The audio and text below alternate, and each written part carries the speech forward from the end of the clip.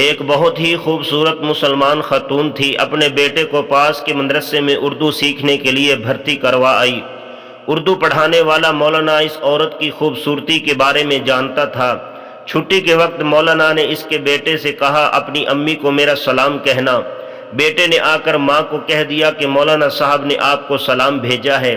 خاتون نے بھی بیٹے کے ہاتھوں سلام کا جواب سلام سے بھیج کر دے دیا۔ یہ سلسلہ ہفتہ بھر چلا۔ خاتون نے اپنے شوہر سے مشورہ کیا اور اگلے ہی دن بیٹے سے مولانا کو کہلوایا کہ امی نے شام کو گھر پر بلایا ہے۔ مولانا خوشیاں منانے لگے۔ 3 دن سے نہایا نہیں تھا۔ باسی شیروانی کو استری کروایا، خوشبو لگائی اور پہنچ گیا اس عورت کے گھر۔ خاتون نے پہلے او بھگت کی، چائے ناشتہ کروایا، پھر بیٹے کی تعلیم کے بارے میں معلومات لی۔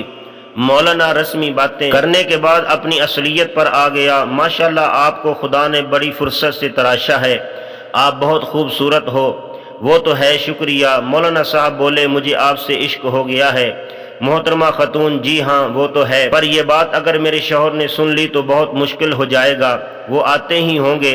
اب آپ جائیے گا، کل شام کو پھر آئیے گا، تب بات کریں گے۔ مولانا چلنے کو ہوا ہی تھا کہ باہر سے اس خوبصورت خاتون کے شوہر کی آواز آئی، کون ہے گھر میں گھسا حرام خور؟ مولانا گھبرایا، میں چھپ جاؤں؟ خاتون نے اسے ساڑی پہنا دی، گھونگھٹ کروا دیا اور گندم پیسنے والی پتھر کی چکی کے پاس بٹھا دیا اور کہا، آپ آہستہ آہستہ گندم پیسے، میں انہیں چائے وغیرہ پلا کر باہر بھیجتی ہوں، آپ موقع دیکھ کر بھاگ جائیے گا۔ مولانا لگے چکی چلانے اور گندم پیسنے۔ شوہر گھر میں داخل ہوا اور پوچھا کہ یہ کون عورت ہے؟ خاتون بولی، پڑوس میں نئے کرایہ دار آئے ہیں اور ان کی بیوی ہے، گندم پیسنے آئی ہے۔ شوہر اور بیوی بہت دیر تک ہنسی مذاق اور باتیں کرتے رہے۔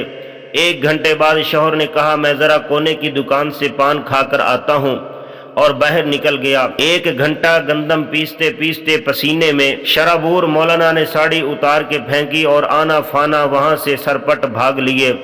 15 دن بعد عورت کے بیٹے نے مدرسے میں مولانا سے کہا، ماں نے آپ کو سلام بھیجا ہے۔ مولانا گرجے، حرام خور، آٹا ختم ہو گیا ہے کیا؟ 20 کلو آٹا کھا گئے جو اب دوبارہ سلام بھیجا ہے۔